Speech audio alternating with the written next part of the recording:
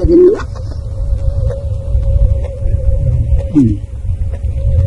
ஒரு நாளா நம்ம பேசிட்டு வந்தது அதாவது பாருங்கிட்டோ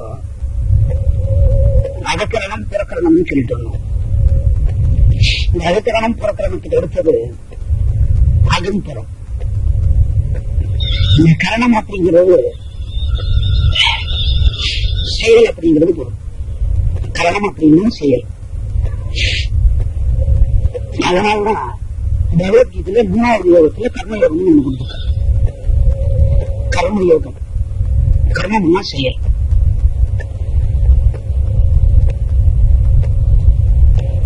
முதல்ல எல்லா காரியங்களும் புறத்தினாலதான் முடிக்கும். கண்ணை முடிஞ்சா ஒண்ணுமே தெரியாது.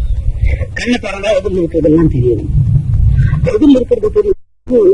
ஒரு பொருள் எடுக்கிறீங்க, அந்த செயலுக்கு பேரு புறக்கரணம். இந்த பொருள் எப்படி உற்பத்தியா இருக்கும் அப்படின்னு நினைக்கிறது புறக்கரணத்தோட செயல்.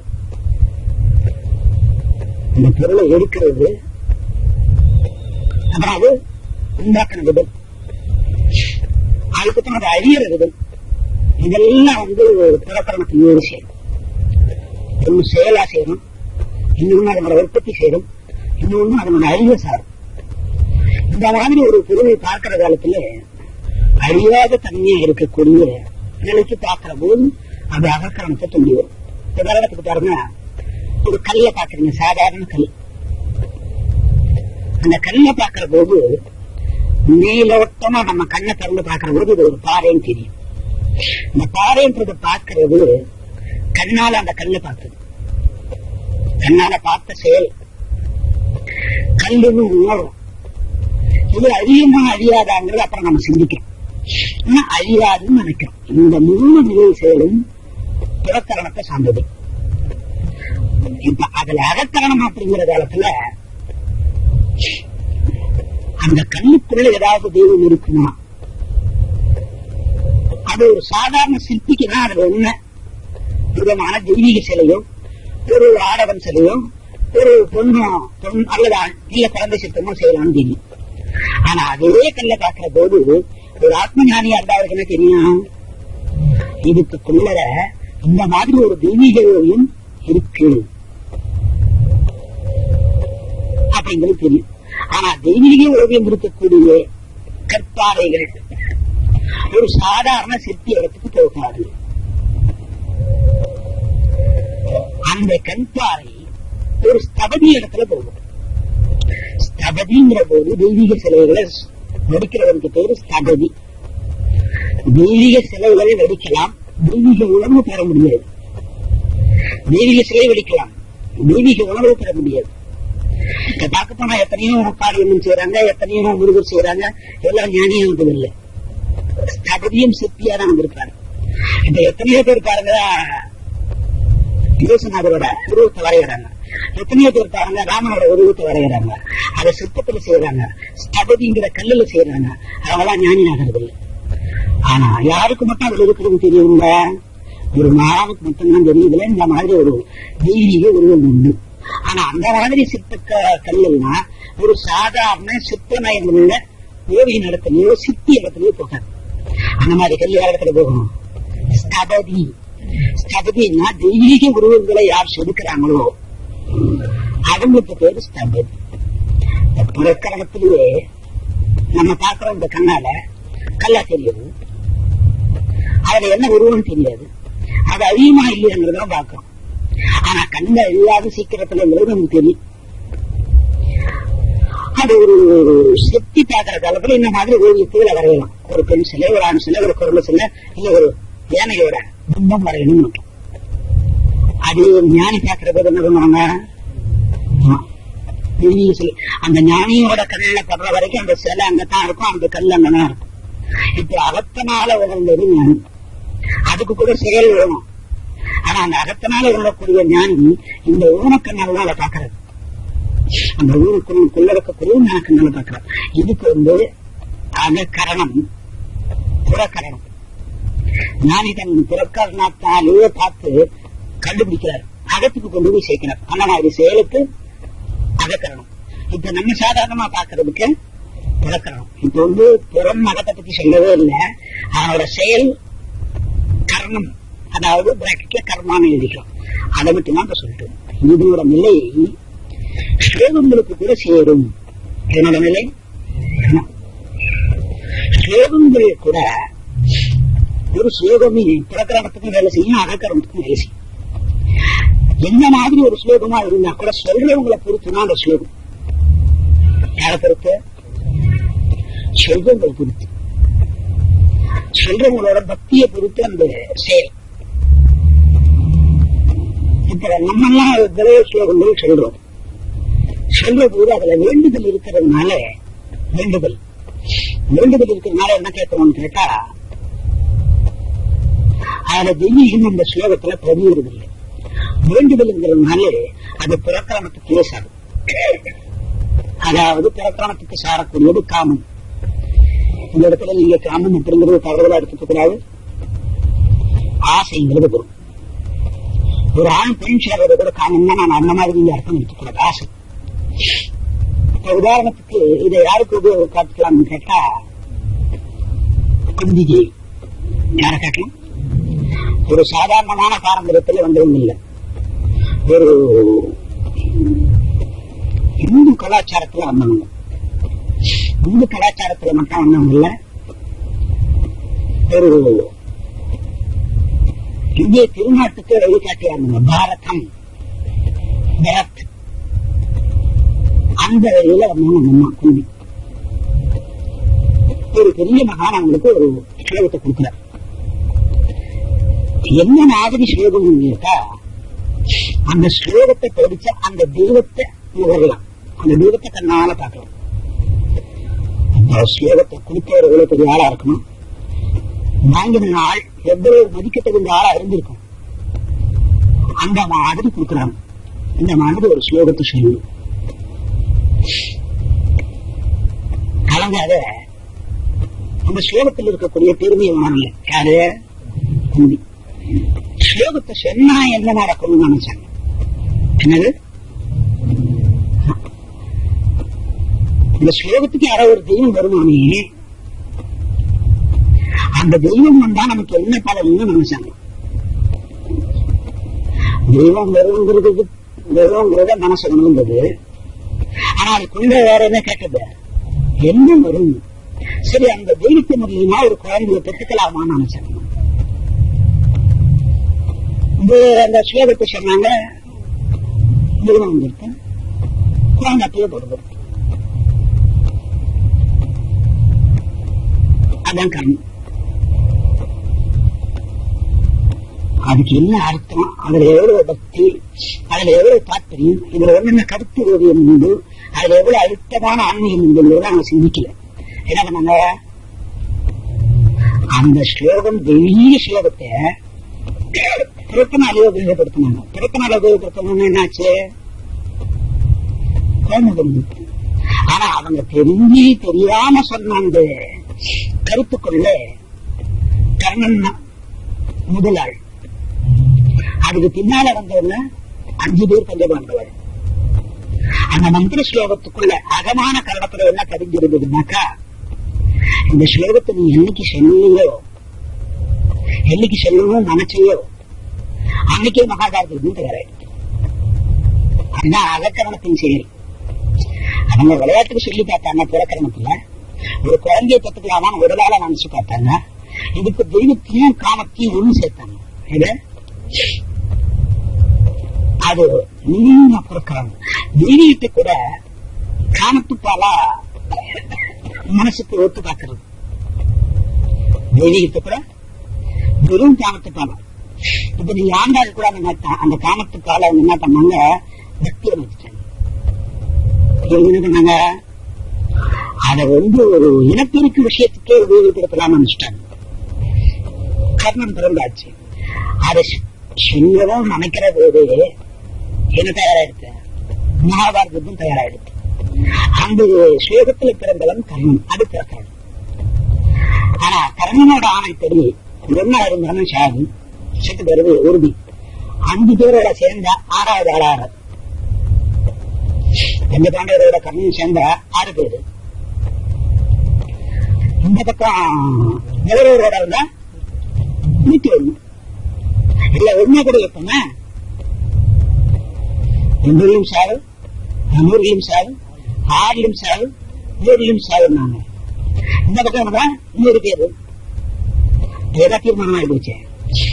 அந்த புறக்கரணத்தினால காமர் இதுல உச்சரிக்கப்பட்ட ஸ்லோகம் அதுல வந்த நபர் மனத்தை செய்து வந்தார்.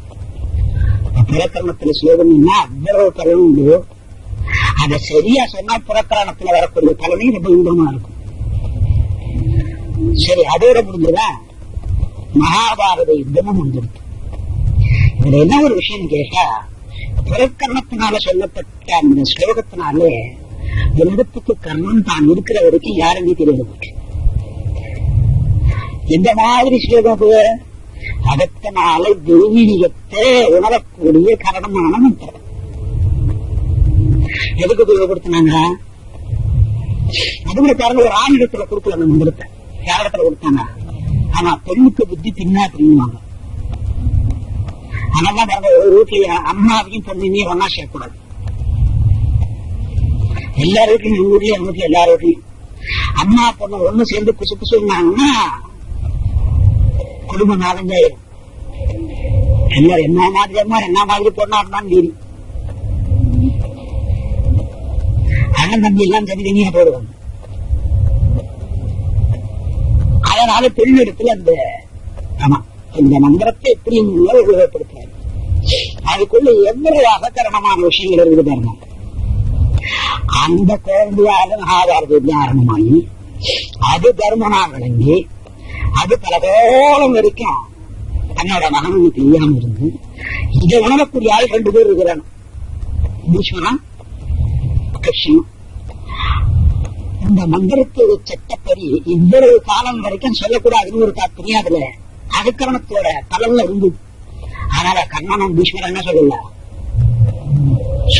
இல்லை. கடைசி வரைக்கும் சண்டை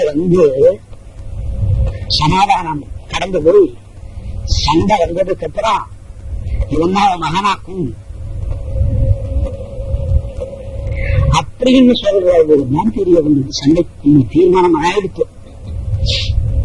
அப்ப அவ்வளவு அகசுத்தீகரிப்பான ஒரு மந்திர ஸ்லோகத்தை அத கரணத்தை சுத்தம் எடுத்துற ஒரு ஸ்லோகத்தை எதுக்கு அந்த அம்மா கொஞ்சம் உபயோகப்படுத்தினாங்க? கரணத்தை. இப்ப இந்த கரணம் அப்படிங்கிறது செயல். அதான் 3வது யோகம் கர்ம யோகம். கர்மா. இப்ப இந்த இடத்துல நம்ம அந்த ஜூஸ் என்னவா இருக்கணும்னா, ஒரு மந்திர ஸ்லோகத்துக்கு கூட மாந்திரிகம் அல்ல ஸ்லோகா. அந்த ஸ்லோகாவோட செயல் கூட இதுக்கு வருது, புறத்துக்கு மத்து வருது, அகத்துக்கு மத்து வருது. ஆனால் தான் பாருங்க, அவங்க பார்த்த காட்சிகளை அவங்க ஸ்லோகமா வடிச்சுட்டாங்க. யாரு பார்த்த காட்சிங்கள? ஆமா, நம்மள அந்த வழிக்கு கொண்டே போகல. ஏன்னா நம்ம கேட்கறது மொத்தம் பலன் கேட்டுதான் உட்காரணும். அந்த பலன் கேட்டு உட்கார்ற போது என்ன மாதிரி ஸ்லோகம் சொன்னாலும், என்ன மாதிரி ஸ்லோகங்களை சொன்னாலும், என்ன மாதிரி இந்த உடம்ப கூடி குறுகி உட்கார்ந்தாலும் காயம் நடக்காது. ஏன் உட்கார்ந்து இன்னும் எவ்வளவு நேரம் உட்கார்ந்துட்டு இருக்குது? எப்ப நம்ம போவோம்? அப்ப அந்த பிரார்த்தனைக்கு இடமே இல்லை. ஸ்லோகத்துக்குள்ளான செயலுக்கு தேவைகள். இன்னைக்கு ஏதோ யாரோ ஒருத்தர் ஸ்லோகம் கொடுக்குறாங்க, தினம் சொல்லணும்னு எதுக்கு சொல்றீங்க? அப்ப மனம் எதுல தங்கி இருக்குது? பலன்ல தங்கிருக்கு. அப்ப மனம் எதுல தங்கல? ஸ்லோகத்துல தங்கல. மனம் பலன்ல கூட தங்கலன்னு சொல்லலாம். அதனோட செயல்ல தான் தங்கினது. இதுல கல்யாணம் ஆகுமா? கல்யாணத்துல தங்கல, அதனோட செயல் அப்படி தங்க. அப்போ புறக்கரணத்தினால் இருக்கக்கூடிய மந்திர ஸ்லோகங்கள் இதனாலதான் பலனளிப்பதில்லை. இந்த தவறு எங்க இருக்குதுன்னு கேட்டா, நீங்க விரும்பக்கூடிய தெய்வீக செயற்குள்ள, அது கல்லா இருக்கலாம், வெள்ளியா இருக்கலாம், தங்கமா இருக்கலாம், பஞ்சலோகத்தில் இருக்கலாம், தங்கத்துல அவ்வளவு சீக்கிரமா செய்ய முடியாது, ஒரு சேர்க்கை இருக்கணும். அடுத்தது இதை விட பேசக்கூடிய நீங்க விருப்பப்படக்கூடிய ஒரு நபர் மூலியமா இருக்கலாம், அல்லது நீங்களா விருப்பப்பட்டு யாரையாவது ஒரு தர குருன்னு தேர்ந்தெடுத்தா அவங்க மூலியமா நடக்கலாம். ஒரு மந்திரத்துக்கு பிறக்கிற செயல் உண்டு. ஆனா இந்த இடத்துல நம்ம எப்படி பிடிக்கிறோம்னு கேட்டா, ஒரு மந்திரத்தை எடுத்துக்கலாம், அதுல வேண்டுதல் பதிஞ்சிருக்கு, தப்பில்லை. வேண்டுதல் பதிஞ்சிருக்கிறத காட்டிலும் அந்த வேண்டுதலுக்கு உண்டான செயல், உதாரணத்துக்கு கல்யாணம் நடக்குமா, அந்த கல்யாணம் நடக்கிறதுக்கு உண்டான செயல் செய்முறைக்கு நம்ம பண்றோம் இல்லையா, நட்சத்திரம் தாக்கம், அப்புறம் இதை பண்றோம், அதை பண்றோம், தொழில் விட்டுக்கணும், இப்ப நாளைக்கு சாப்பாடு போட்டுருவாரா, பொண்ணை பார்த்து முடிச்சுட்டுமா, விஷயத்தாக்க விஷயம் நடக்குமா அப்படின்னு நினைக்கிறமே, அந்த செயல்கள்ல மனம் தங்குற போது அந்த சொல்லக்கூடிய மந்திரங்களில் பலன் அளிப்பதில்லை. வேண்டுதல் ஒரு காரணம், அதுக்கு முன்னால செய்யக்கூடிய செயல்கள்ல போய் மனம் நிற்கும். அப்படின்னா நாளைக்கு இந்த கலர் செப்பல், இந்த கலர் பேண்ட், இந்த கலர் ஷர்ட்டிங்ல போகணும்னு நினைக்கிறோங்க, அது செயல். எப்படித்தான் மனுஷன் தெரிஞ்சுக்கிறதுனா, குருமுகமா தெய்வீகத்துவமா அந்த மந்திர ஸ்லோகத்தை வாங்கி பல ஆயிரம் முறை அதை ஜபிக்கிற போது, பலாயிரம் முறை ஜபிக்கணும், அந்த எழுத்துக்களுக்கு ஒரு உயிர் ஓட்ட முடியும். உடனே வந்துடாது, உடனே வந்தா மனசுக்கு பயம் தெரிச்சிடும், அசதுகள் மூடும். அந்த எழுத்துகளுக்கு கொடுக்கக்கூடிய மந்திரத்தோட எழுத்துகளுக்கு ஒரு உயிர் வந்துடும். அப்படி உயிர் வரும்போது என்ன ஆறது, கல்யாணம் நினைச்சிருக்கோம், அது பகவான் செயல நடக்கும். செயல் அவரை பண்ணிடுறார், செயலுக்கு பின்னால் இருக்கிற கல்யாணத்தை முடிச்சிடுறார். கல்யாணத்துக்குள்ள மாப்பிள்ளை கொண்டு வந்துடுறார். மனைவி நல்ல மனைவி, மாப்பிள்ளை நல்ல மாப்பிள்ளை. அதனோட கிளை குடும்பங்கள் நல்லதா அமையுது. பிறக்கக்கூடிய கரு நல்லதா நிற்குது, நல்லதா பிறக்கிறது. பிறந்து முக்கத்துல அந்த குழந்தைக்கு பின்னாலே 10 தலைமுறை, அதாவது 1000 வருடங்கள், 1000 காலத்து பேரும் சொல்லுவாங்க. இதெல்லாம் திருத்தமாகும். இந்த ஸ்லோகத்தை எவ்வளவு நாள் சொல்லணும், பல நாள் சொல்லணும், பல ஆயிரக்கணக்கான முறை சொல்லணும். அது வரைக்கும் உங்களுக்கு பொறுமை உள்ளோ. அதை ரெடிமேடா கொடுக்கறவங்கன்னா 100 சிலை. இப்ப நம்ம போறோம், இவ்வளவு நேரம் உட்காரோம், இதை முடிச்சுட்டு இருந்தோம். புறமும் இல்லை, புற கரணமும் இல்லை, புறத்துல ஸ்லோகமும் இல்லை, அதுல செயலும் இல்லை, வேண்டுதலும் இல்லை. திம்சி கட்ட மாதிரி வந்து உட்காந்துட்டு, திம்சி கட்ட மாதிரி மூச்சு விட்டுட்டு, திம்சி மாதிரி இங்க போடுறத தின்னுட்டு 4 முறை தூக்கம் வர்ற மாதிரி வந்து, அது பெரிய பெரிய கூட்டுவாவை விட்டுட்டு வீட்டுக்கு போய் ஒரு தயாராகி, வீட்டுல ஒரு நல்ல தூக்கம் தூங்கி, கையை காலை வீழ்ச்சி போட்டு தூங்கி என்ன போச்சுன்னு கூட தெரியாத தூங்கிருப்பான். காரணம் என்ன, இதை புரிஞ்சுக்கிறது. இது ஒரு நாளில் வரும், 6 மாசத்துலையும் வரும், 1 வருஷத்துலையும் வரும், 20 வருஷத்துலையும். 20 வருஷத்துக்கு வேண்டும்னா நம்ம பண்ண முடியாது. நம்ம ஏதோ ஒரு வேண்டுதலுக்கு வர்றோம். அந்த வேண்டுதலுக்கு உண்டான போது, அந்த மந்திரத்தை பல முறை சொல்ற போது, அந்த மந்திரத்தோட செயல் அகக்கரணத்தோடைய வேலை செய்யும். அகமில்ல அகக்கரணம், அகத்துக்குள்ள ஒரு செயல் இருக்கு, புறத்துக்குள்ள ஒரு செயல் இருக்கு. செயலுக்கு ஒரு பலன் உண்டு. அந்த பலனுக்கு முன்னால் அது நடக்கக்கூடிய நடைமுறைகள், செயல் பலன் நடக்கக்கூடிய முறை. இது புறத்துல அந்த ஸ்லோகத்துல ஏறும் போது நல்லா இயங்காது. நாளை பெற வேண்டிய வரும்போது அகத்துல செயல், அதனோட பலன், நடைமுறை எல்லாம் ஒன்னா ஒழுக்கணும். இது மனுஷால் புரிஞ்சுக்கக்கூடிய காலம் கிடையாது. அதனால என்ன பண்றான், ஒரு கால அழகா நம்மளே தீர்மானம் பண்ணிக்கிட்டு, இப்ப போறா ஒரு 7 மணிக்கு அனுப்புறோம், 7 மணிக்கு போனா சமையல் பண்ணணும். இவனை ஏலத்துல விடுற மாதிரி இருக்கான். யார ஏலத்துல விட்டா கூட இவனை விட்டு எப்படி கட்ட முடியாது. இந்த மாதிரி அந்த தெய்வீகம் காப்பாற்றிட்டு வர்றது அவனுக்கு தெரியாது. எப்ப தெரியும்னு கேட்டா, வேண்டுதல் நானாங்கிறது தான் தெரியும்.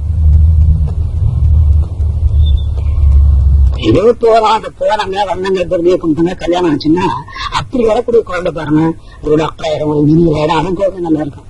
ஒருத்தர் சொல்லி போய் 5 வாரத்துல முடிஞ்சிடும். வர்றவன் விளக்க மாதிரி வருவான். மண்டையில ஒரு இன்னும் இருக்காது. கண்ணாநகர்ல இருக்கிற கலைஞர்கள்லாம் அவன் தான் இருக்கும். அப்புறம் யார் மேல குற்றம்? மேல குற்றம்.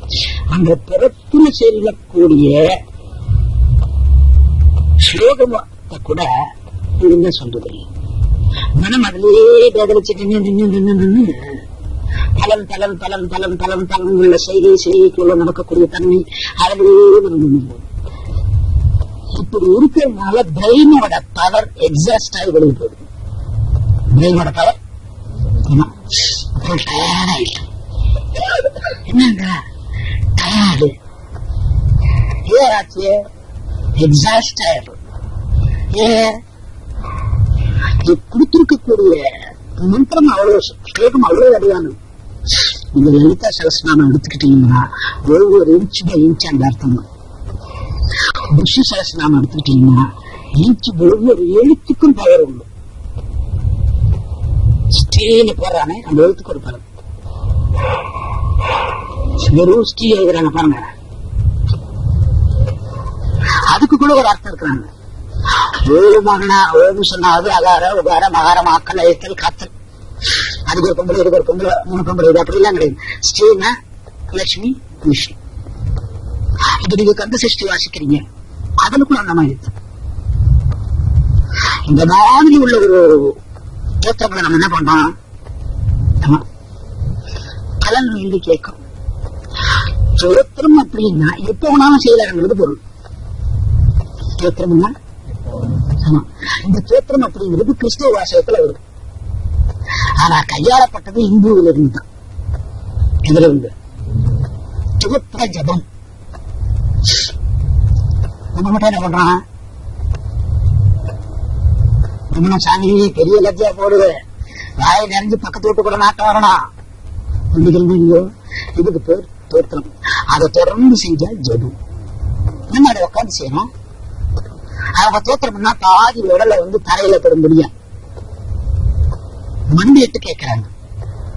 நம்ம என்ன பண்றான், மும்பை சக்தியை தரையில படுற மாதிரி உட்கார்ந்து பிட்டத்தை அதுல இருக்கிறத மேல எடுப்போம். இவ்வளவுக்கும் காரணம் வந்து மந்திரம்.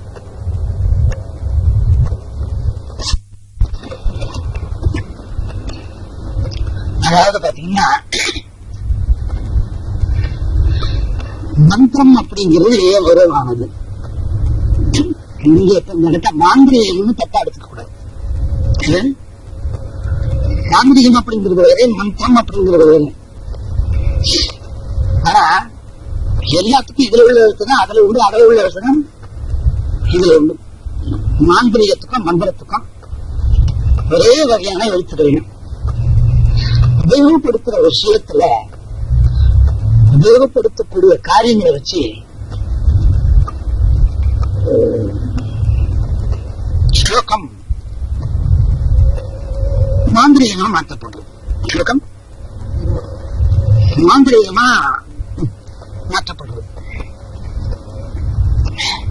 இப்போ இந்த மந்திர ஸ்லோகங்கள் ஏன் தயாரிக்கப்படணும், ஒரு உருவ வழிபாடு வச்சா போதுமே அப்படிங்கிற ஒரு கேள்வி பிறக்கும்.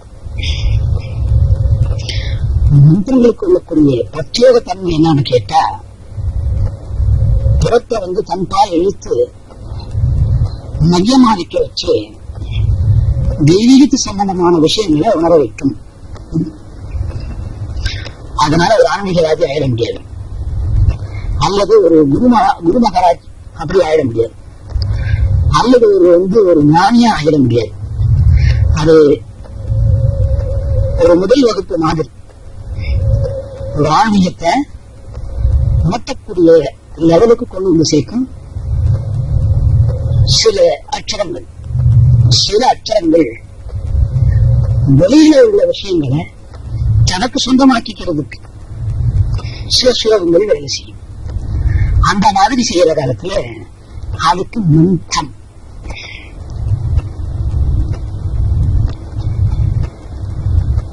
வெளியில் இருக்கிறது தான் நம்ம வாங்கணும்னு ஆசைப்படுறோம், வீடு வாங்கணும்னு ஆசைப்படுறோம், ஒரு கட்டணம், இதெல்லாம் அத்தியாவசியம் தேவைதான். அடுத்தது வந்து ஒரு பெரிய லெவல்ல தொழில் செய்யணும் கேட்கணும். அடுத்து ஒரு பெரிய வியாதி வர்ற போது அதை தீர்க்கிறதாக தீர்க்க முடியாத நிலைக்கு போற போது அதை புறத்தினால இந்த சக்திகளை ஒன்னாக்கி அதுக்கு பயன்படுத்தி அதை சரியாகணும்னு வேண்டுதல் பண்ணிக்கும். இதுக்கெல்லாம் மாந்திரீகம். மந்திரம்னு கூட சொல்லுவாங்க. மந்திரம் அப்படிங்கிறது மாந்திரீகம் அப்படிங்கிறது நிறைய வித்தியாசம் உண்டு. ரெண்டுக்கும் ஒரு வகையான எழுத்து வழியும், ரெண்டுக்கும் ஒரு வகையான எழுத்து வழியும். அதனால நம்ம மனசுல என்ன பலன் நினைக்கிறோமோ அதுக்கு தகுந்த மாதிரி அந்த ஸ்லோகங்கள் வேலை செய்யும். ஒரே ஸ்லோகத்தை நம்ம மனசுல என்ன நினைச்சு பண்றோமோ அதுக்கு தகுந்த மாதிரி வேலை செய்யும். எதுவுமே வாழ்ந்தாலும் அதே ஸ்லோகத்தை சொல்ற போது அது மந்திர ஸ்லோகம்னு இருக்கும். அதே ஸ்லோகம் நம்ம இதுக்குத்தான் சொல்ற போது அதை தெரிஞ்சோ தெரியாம நம்ம மாந்திரிகமா மாத்திக்கும். இந்த மாந்திரிகமா மாற்றிக்கக்கூடிய ஸ்லோகங்கள் புறத்துல உள்ள வேலைகளை செய்யும். அந்த மந்திரத்தை உபயோகிக்கிறது கரணம், பஞ்சபூதங்கள். எது பஞ்சபூதங்கள் அந்த செயல் செய்யும். அதே பஞ்சபூதங்கள் பலநாண்டாலும் உச்சரிக்கிற போது அகத்தில் உள்ள கரணங்களை வேலை செய்யும். இதே மாதிரி கண்ணு, காது, மூக்கு, வாய், மலஜல சுத்திகரிப்பு, சுட்டு முதிரேகம் அப்படிங்கறதுல பதியும். இதுக்குள்ள பதியுது. ஆனா மனிதனுக்கு அத்தியாவசியம் என்னன்னு கேட்டீங்கன்னா ஏதாவது ஒரு வேண்டுதல் இருந்துகிட்டே தான் இருக்கும். ஏதாவது இத பாருங்க, ஒரு மரத்துல நல்ல பழுத்து இருந்தா பறவைகள் சேரும். இப்ப நம்ம பறவைகளை எத்தனாவது அறிவியல் சேர்த்திருக்கோம்? என்னது மரமா? ரெண்டு இருக்கிறது ரெண்டு. பாருங்க, ஒண்ணு தலைக்கு மேல வளர்ந்த மரக்கொடி இது. இரண்டாவது அறிவு நீருக்குள்ள இருக்கிற மீன் வகையாளர்கள். உடனே தவறக்கா வெளியே இருக்குது வெளியே இருக்குது கதர்க்கமா கேட்கப்படாது. அது கிளீன். அதுக்கப்புறம் பாத்தீங்கன்னா ஊர்ந்து போறது. அதுக்கப்புறம் பாத்தீங்கன்னா பறந்து போறது 4. 5 பாருங்க, 4 காலங்கள் நடந்து போறது. இந்த மாதிரி பிராணிகளை நம்ம 4 5 மனுஷனுக்கு 2 வேல், 6 அறிவு உள்ளவன். மரங்க தண்ணிக்குள்ள இருக்கிறது 2ங்க. பாம்பு வகையான புழுக்கள் விருந்து போறது 3ங்க. 4 பறக்கிறதுங்க. அப்புறம் கோழி பறக்கலையான்னு கேட்கக்கூடாது, அதுக்கு. அப்புறம் ஆடு மாடு 5ங்க. ஆடு மாடுக்கு மேல அடுத்தது நாமங்க, மனுஷன் 6. இந்த பறவை இனத்தை பாத்தீங்கன்னாக்கா ஒரு மரத்துல பழுத்துருங்க, அங்க போய் உட்காந்து எல்லா நேரத்துல இப்ப தண்ணி வரலன்னுட்டு 10,000 மைல் இருக்கக்கூடிய பறவைக்கு தெரியும். மே ஜூன்ல தான் தண்ணி வர, இப்ப வரல. இந்த வருஷம் டிசம்பர்ல கூட தண்ணி வந்திருக்கு போல இருக்குன்னு கரெக்டா சொல்லுங்க. எங்க இருக்கு இந்த பறவை? 10,000 மைல். 10,000 மைலுக்கு அப்புறம் கரெக்டா வரும். அந்த பறவை பாத்தீங்கன்னா ஒரு மரத்துல பழுத்திருந்தா அந்த கனிக்கு போய் உட்காரும். இதை விட ஒரு நல்ல மரம் இருக்குன்னு தெரிஞ்சவங்க அந்த பழம் சாப்பிட்ற பறவை என்ன பண்ணுவாக்கும்? அந்த மரத்துக்கு போகும். அதே மாதிரிதான் மனிதன் கூட எந்த அறிவோட சேர்றான்? 5வது அறிவு இருக்கக்கூடிய மிருகத்தோடையோ பறவையோடையோ எங்கேயோ சேர்ந்துடுறான். ஒரு பலன் கிடைக்கிறதுன்னா அது 4வது அறிவு இருக்கிற இடத்துக்கு கூட தன்னை போய் ஈடுபடுத்திப்பான். அங்க போய் ஈடுபடுத்திக்கிட்டா தான் இங்க ஒண்ணுமே இல்லை, மறுபடியும் நம்ம மரத்துக்கு தான் போகணும் அப்படிங்கிற மாதிரி மனமாட்டம். இது எதோட ஒப்பிடணும்னு கேட்டீங்கன்னா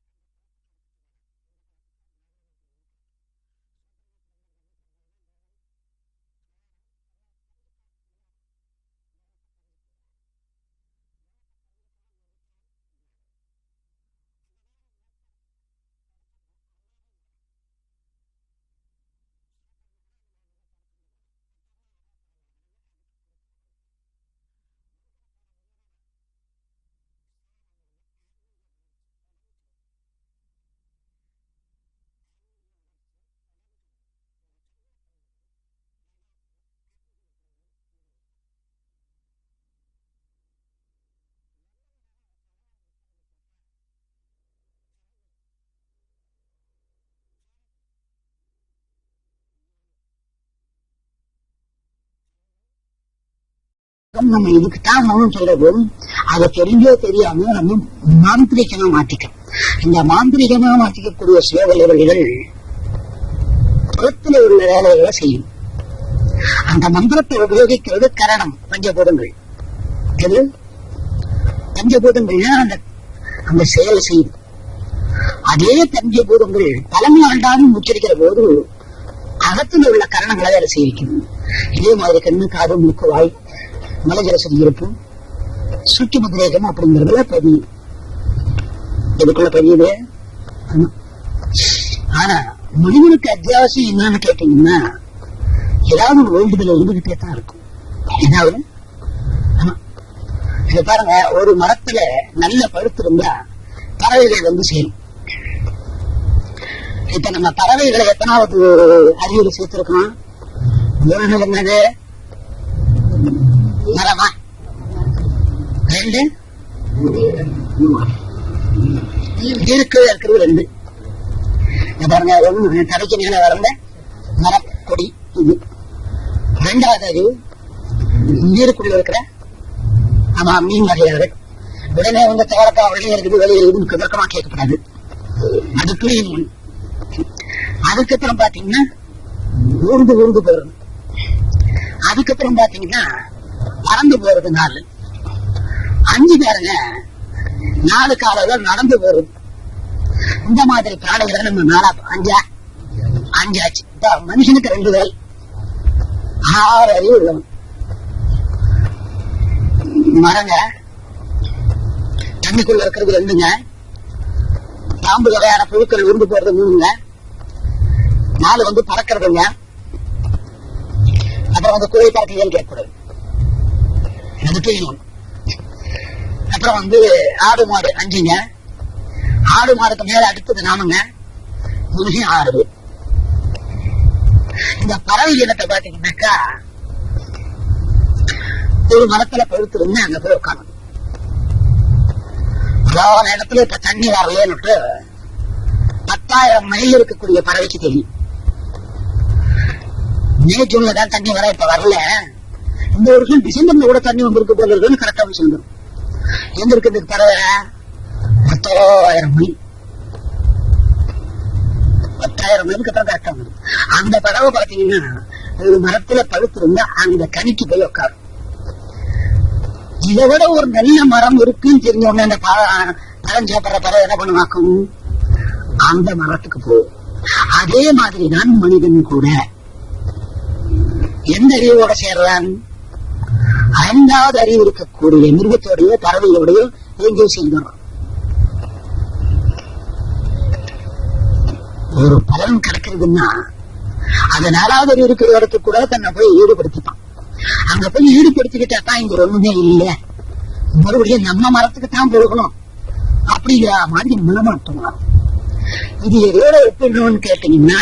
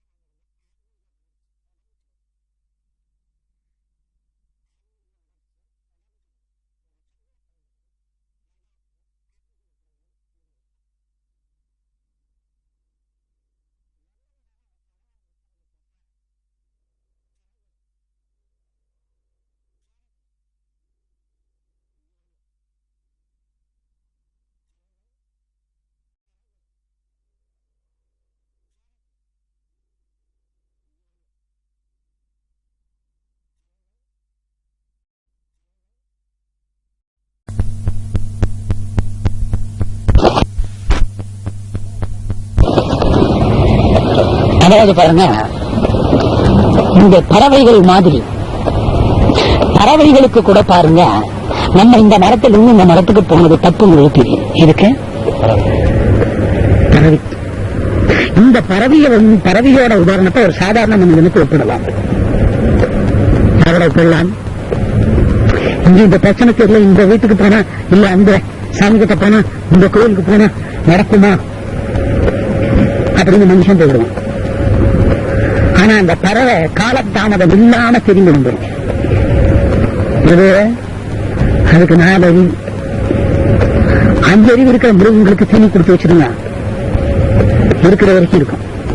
உதாரணத்துக்கு நாய், பசுமாடு இதெல்லாம் ஒரு இடத்துல செட் ஆயிடுச்சுன்னா அப்படியே இருக்கும். மனிதன் ஆன்மீகத்தை உணர்வதில்லை. மனிதன் அப்பேற்பட்ட ஒரு மந்திரத்தை, ஒரு ஸ்லோகத்தை தன்னோட புறக்கரணங்களுக்கு உபயோகப்படுத்தி பலனா நினைக்கிற போது அது மாந்திரிகமா மாறப்படுறது. மாந்திரிகமா மாற்றக்கூடிய காலத்துல இவனோட நிலை புறத்தினால கரணத்தினால பாதிக்கப்படுறது. அப்படி பாதிக்கப்படுற போது என்ன ஆச்சு, வேண்டுதலும் நடக்கல, புறக்கரணமும் சரியா வரல. புறக்கரணம்ன்றது நான் ஏற்கனவே சொல்லியிருக்கேன். நம்ம புறத்தினால கண் பாக்கிறோம் இல்லையா, பாக்கிறது செயல். கண் நம்ம கண் இருக்கிறது எல்லாருக்கும் தெரியும். எல்லாருக்கும் வெளியே தெரியாத மாதிரி இருக்கிறதுக்கு பொருள் பெறம். பார்க்கிற செயலுக்கு பேரு கர்ணம். இதுதான் பகவத்கீதையில 3வது அத்தியாயத்துல கர்மயோகம்னு வச்சிருக்காங்க. கர்மத்தை ஒழுங்கா செய், ஒழுங்கா பாருங்க. என்ன சொன்னாங்க பகவத்கீதை சொன்ன, கிருஷ்ணனுக்கு ஒன்ற கண்ணு, நம்மளை போய் ஒழுங்கா பார்க்க சொல்றாரு. அவர் என்ன சொன்னாரு, மனுஷனை ஆர்டர்ல சொல்லாம கர்மத்தை செய். ஆதங்கமா கூட சொல்ல, பணியா சொன்னார். சரி, இந்த மாதிரி போன பறவை ஒரு ஆன்மீகவாதியா இருக்கிற காலத்துல அடுத்த மரத்துக்கு வந்த ஒரு பறவை, இதுல காய் சரியில்லை, அதுல நன்மை இருக்கு, தலைமைன்னு போடுதுன்னு வச்சுக்கோங்க. ஒரு ஆன்மீகவாதியா இருக்கிற போது சீக்கிரமா திரும்பி வந்துடும் ஒரு இடத்துல. சராசரி மனுஷனா இருக்கிற போது அல்லல் தொட்டு இது சரி வராதுன்னு தெரிஞ்சு நம்ம சுதந்திரத்தை நம்ம பறி கொடுத்துட்டு அந்த மரத்துக்கிட்ட அப்படின்னு பட்டுண்டு, நம்ம பழைய மரம், மரத்துக்கும் சுதந்திரம், பறவைக்கும் சுதந்திரம், கனிக்கும் சுதந்திரம் அப்படிங்கறது உணவு மனிதனோட நிலை. ஆன்மீகவாதிக்கு பகவான் முன்னாடியே சேர்த்துட்டார். இப்ப இந்த மந்திரங்கள் ஏன் மாந்திரிகனா மாறப்படுறதுன்னு மாற்றப்படுறதுன்னு கேட்டா நம்ம வேண்டுதல் தான். நம்ம வேண்டுதல் இல்லாம இல்ல. ஒருத்தர் வியாதி இருக்குது, வீடு வரணும், ஒருத்தர் பையன் சரியாகணும், ஒருத்தருக்கு கல்யாணம் ஆகணும், இன்னொருத்தருக்கு பாருங்க படிக்கணும், இந்த மாதிரி பலவிதமான பிரச்சனைகள். இந்த பிரச்சனைகளை நம்ம கிளியர் பண்ணிக்கிறது தான் ஒரு இடத்துக்கு போறோம். போறது தப்பு இல்லை, யார் எங்க வேணாலும் எப்படி வேணாலும் போலாம். ஆனா இந்த மந்திர ஸ்லோகங்கள் வாசிக்கிற காலத்துல பலன் வேண்டாம வாசிக்கிற போது இந்த கண்ணுக்குள்ள இருக்கிற அடுத்த ஒரு கண்ணை திறக்கணும். இந்த கண்ணுக்குள்ள இருக்கக்கூடிய அடுத்த ஒரு கண்ணை திறக்கணும். அதனோட செயலை திறக்கிறது, அதுதான் பேர் அகக்கரணம். அப்படி திறக்க காலத்துல திறக்கரணத்தினால என்ன பொருள் வேணும்னு நம்ம வேண்டோமோ அந்த பொருள் என்ன ஆகுது, தங்கடம். திறக்கரணத்துக்கு மட்டுமே மந்திர ஸ்லோகங்களை நம்ம பயன்படுற காலத்துல அது நம்மள மேலுக்கு மேலுக்கு மேலுக்கு மேலுக்கு மேலுக்கு மேலுக்கு மேலுக்கு எடுத்துட்டு போய் ஆள் நரகத்துக்கு கொண்டு போய் சேர்க்கணும். இதுல என்ன ஒரு காரணம் கேட்டா, சூத்திரன் இதை தெரிஞ்சுக்க விரும்புறதே இல்லை. சூத்திரம் பிராமணன் இதை தெரிஞ்சுக்க விரும்புறான். இது ஜாதியின் அடிப்படையில் சொல்லப்படவில்லை. இது பிராமணங்கிற ஒரு ஜாதியே கிடையாது. பிராமணன் அப்படிங்கிறது தெய்வத்தை ஓரளவுக்கு தெரிஞ்சுக்கணும்னு நினைக்கிறான், அவனும் தெரிஞ்சுக்கிறது இல்லை. அவங்க அர்ச்சகராகவும் சாஸ்திரிகளாகவும் வேத சொல்றவாலும் பிரயோஜித்தம் பண்றவங்களா மாறுகிறாங்க. இந்த மாதிரி நிலையில் இருக்கக்கூடிய ஒரு நபருக்கு தான் பிராமணன் பேர். இது ஒரு ஜாதியை குறிப்பதல்ல. சூத்திரன் அப்படிங்கிற போது நாய்க்கரோ நாயுடோ ஆதி திராவிடனோ அல்லது மற்ற இனத்தை சேர்ந்தவனையோ குறிக்கிறது அல்ல. ஆண் பெண் கூட ஜாதி அல்ல. அந்த ஆண் பெண்ணை கூட பகவான் பகவத்கீதையில எப்படி சேர்க்கிறாருன்னு கேட்டா, ஆண் பெண்ணும் சேர்த்தா கூட ஜாதி புரியுது. அதுக்கு பின்னால ஆண் ஜாதி பெண் ஜாதின்னு சொன்னாங்க. பகவத்கீதை அப்படி சொல்லவே இல்லை.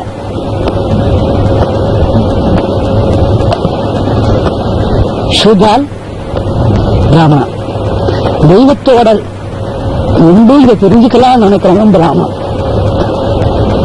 தெய்வம் ஒண்ணு இருக்கா, அதுக்கு என்ன பலன் வரும், இதை தெரிஞ்சுக்கிறதுல நேரத்தை வீணாக்கணும் அப்படின்னு நினைக்கிறேன் சூத்திரன். அவன் தள்ளப்படுகிறான். அவனோட சாப்பாட்டு வகைகள் மாற்றும். அது ஒரு காரணம் தான். புலால் இந்த காலையில தானே சொன்னோம்னா, இந்த புலால் இயக்கத்தோட சொல்லக்கூடிய மந்திரங்கள் சரி வருவதில்லை. அந்த புலாலே சாப்பிடக்கூடாதான்னு கேட்கக்கூடாது. அது மனிதனோட சுதந்திரம். ஒரு மனிதனை படைச்சு அந்த மனிதன் தெய்வத்தோட விதையிலிருந்து வெளியே வந்து அவனுக்கு கூட இறைவன் உரிமை கொடுத்திருக்கான். நீ போய் சாமி இல்லைன்னு சொல்லு, சாமி கும்பிடக்கூடாதுன்னு சொல்லு. யாரு இதா என்ன மாதிரி ஃப்ரீடம் பாருங்க. அவர் மூலியமா வந்துட்டு இறங்கி வந்து நீ இல்லைன்னு சொல்றதுக்கு உரிமை கொடுத்திருக்கிறானே பகவான். இல்லைங்க, தாயார் தகப்பனார் சேர்ந்தாங்க, குழந்தை பிறந்தது, அந்த விதைக்கு மூலம் யாரு? அந்த விதை எப்படி தயாரானது? அது யார் கொடுத்தது? இந்த மாதிரி சிந்தனைகள் வர்ற காலத்துல தான் இந்த மந்திரங்கள் சுயங்களா மாற்றப்படும்.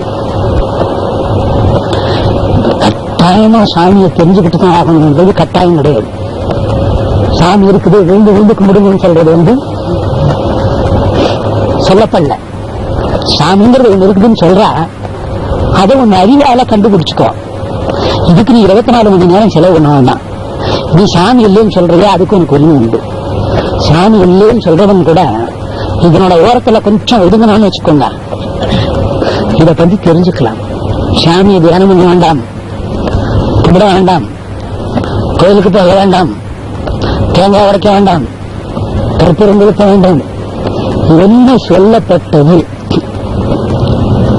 அப்படிங்கறத தெரிஞ்சிக்க முயற்சி எடுத்தாவே என்ன ஆயிடுறான், அதுல போய் சேர்ந்துடுறான். இத தெரிஞ்சிக்க முயற்சி எடுக்கிறதுக்கு என்னோட வாழ்க்கையில பெரும் பங்கு போடுறது. ஒரு ஆயுள் பரியந்தம் முடிஞ்சு போறது. அடுத்தது நம்ம என்னவா பிறப்பான்? கொஞ்சம் அப்படி திரும்பி இந்த பக்கம் வந்து பாருங்க. பிறந்திருக்கான், ஒவ்வொருத்தருக்கு 50 வயசு இருக்கும், ஒருத்தருக்கு 40 வயசு இருக்கும். எனக்கே கிட்டத்தட்ட 47 வயசு இப்ப முடிய போகுது. இந்த வருஷம் 50 வயசு கிட்ட வந்துட்டேன். இப்ப நினைக்கிற போது இறைவன்மையை உணரக்கூடிய வயசு இல்லைங்கிற ஒரு பயம் வந்துடுது. என்னது, எல்லா விதமான வசதிகளோட நம்ம வாழ்ந்தா கூட வயசு பத்தாகுங்கிற ஒரு அச்சம் வந்துடுது. கடந்து போச்சு, கடந்த காலம் வர போறதில்லை. இதை கொஞ்சம் அப்படியே அது வழியா நகர்ந்து போய் பார்த்தீங்கன்னா உண்மை புரிஞ்சு போகும். உண்மையான விஷயத்தை விட்டுட்டு உண்மை இல்லாத விஷயத்த, இல்லைங்கிற விஷயத்த இல்லைன்னு சொல்லி அதிலேயே காலத்தை கழிச்சோம். இதுக்கு நான் இந்த மந்திர ஸ்லோகங்கள் தெய்வீகத்தை உணர்வதுக்கு, தெய்வீகத்தை உணர்வதற்கு தயாரிக்கப்பட்ட ஸ்லோகங்கள். நம்ம பிறக்கரணத்தினால என்னவா மாத்திட்டோம்? மந்திரத்துக்கு முன்னால மந்திரிக்கும். அது என்னையா நீ பைத்தியக்காரனா இருக்கிறா, எங்கெங்கயோ போற கோயிலுக்கு நீ வா, நம்மால் ஒருத்தர் இருக்காரு, பலாந்தெல்லாம் பண்ணி கொடுத்தாரு. என்ன ஆயிடுது? இவங்க போறதுனால இதோட அவங்க வாழ்க்கை முடிஞ்சு போகும். ஏதோ ஒரு பிரச்சனை வந்தா இங்க போனா சரியா போயிடுறது. அவரும் ஆன்மீகத்தை தெரிஞ்சுக்கணும்னு விரும்புறது இல்லை. யாரு செஞ்சு குடிக்கிறதும் காரணம் என்ன? அவருக்கு அது வழியா பணம் வந்துடும். ஆன்மீகத்தை கேட்கிற மாதிரி உட்காந்துட்டு இருப்பீங்க, ஆனா பண்ற சேஷ்டை அப்படியே பண்ணி வைப்பீங்க. அது ரொம்ப நல்லா கேட்டு அதுலயே ஊறி அதுலயே அப்படியே உங்களை பாத்தீங்கன்னா கூட ராமரே கூட பயந்துருவார். லட்சுமணன் நம்ம தெரியாம இவ்வளவு காலம் வச்சிருந்தோம், ஆஞ்சநேயரை வச்சுட்டோம்னா அதுக்கு இந்த மாதிரி ஜனங்கள் இருந்தா போதும் அப்படின்னு நினைச்சுப்பா. அப்படியே கூடயே வருவீங்க, திரும்பி பார்த்தா ஆள் காண மாட்டீங்க. இப்ப இவங்க சொல்லல, நாங்க 10 நாளா இங்க நாங்க இருக்கிறோம்.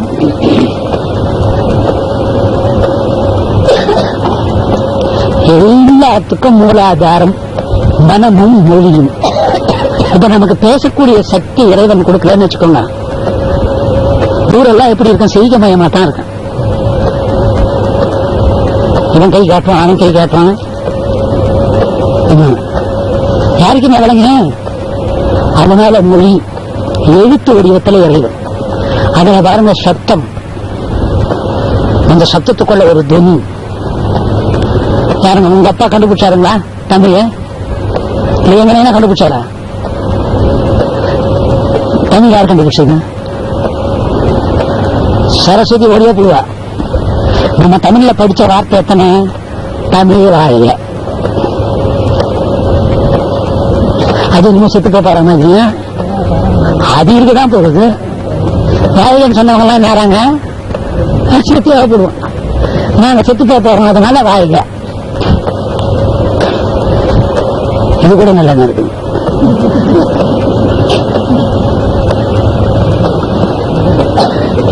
அப்படியே நடந்து கொண்டு தலையில் வச்சிருவாரு.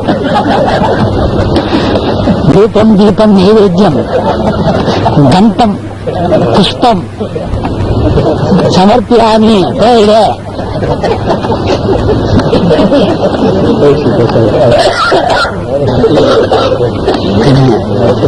இவ்வளவு விஷயங்கள் இருக்கு. ஆனா புறக்கரணம் இல்லாத அகக்கரணம் எங்காது. ஏன்னா பிரெயின்ல இருக்கக்கூடிய பவரை எக்ஸாஸ்ட் பண்ணி வெளியே அனுப்பணும்.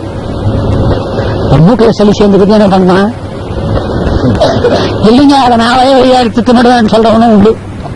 அப்படியே ஒரு ஈழத்து வாயில வந்து அதை எப்படி திப்பது அத்தையும் வருவான்.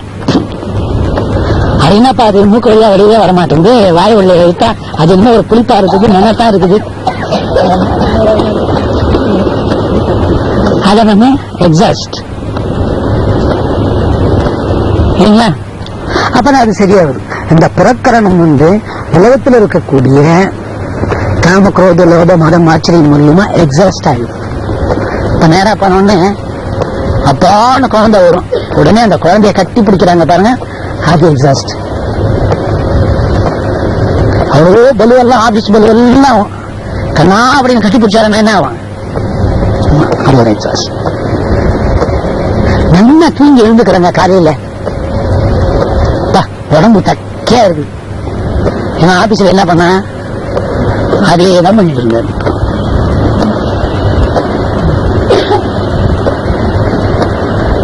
அது எக்ஸாஸ்ட். நேற்று இருந்த டயர்டெல்லாம் என்ன போடுச்ச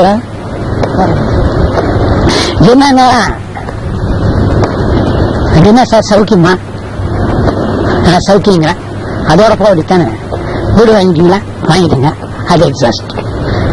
கல்யாணம் கூட இல்லைங்க, கல்யாணம் ஆகி 4 குழந்தை இருக்குதுங்க, அது என்ன எக்ஸாஸ்ட். இந்த காமக்ரோதம் லோக மதம் ஆச்சரியத்தை புறக்கரணத்தோட இல்லத்துக்குள்ள வச்சுட்டாங்க. யார இதுக்குள்ள வச்சுட்டாங்க. ஆமா, அதுல இருந்து மீண்டு வர்றதுக்கு தான் நம்ம கிருஷ்ணம். இந்த ராமனுக்கு ஏதோ சக்தி இருக்குதுன்னாங்களே, அவன் வந்துட்டு இன்னைக்கு ராமாயணத்துல வந்த ராமங்க. நீங்க சொல்றது சீதை தேடிய ராமன் இல்ல, ராமாயணத்துல வந்த ராமன். ஓடத்துல கால் வைக்க போனாராம், ஓடத்துல கால் வைக்காதீங்க அப்படின்னா, இருங்க என் கையை வைக்கிறேன், என் கை நேரம் உங்க காலை கொண்டு வந்து வச்சு ஓரத்துல உட்காந்து போனாராம். சரி, அப்படி திரும்பி பார்த்தானா ராமன். அந்த காலத்து பொண்ணாட்டி பின்பக்கம் வந்து இருந்தா, இந்த காலத்து பொண்ணாட்டி என்ன பண்ணுவான், கொடையை எடுத்துக்கிட்டு நீட்டு பையா பில்பாக்கெட்டுக்காரன் தேடி வர்ற மாதிரி ஒரு பைய வச்சுக்கிட்டு முன்னால போகும். வீட்டுக்காரர் தான் கொடை எடுத்துக்கணும், குழந்தை எடுத்துக்கணும், புட்டியில பாலை விட்டுக்கிட்டு பின்னால வரணும். அப்ப ஆம்பளைங்க முன்பக்கமா அப்படி போனாங்கன்னா ஒரு 200 அடிக்கு பின்னால வரும். அது கூட ரொம்ப அப்படியே நடுங்கின்னு வரும். அவரை திரும்பி பார்த்தா பக்கத்துல வந்து நின்றுடுவாங்க. இப்ப இது 100 மைலுக்கு அப்புறம் இருக்கும் சம்சாரம். திரும்பி பார்த்தாங்களா இதுக்கு என்ன அர்த்தம்னு புரியுதான்னு கேட்டாராம்.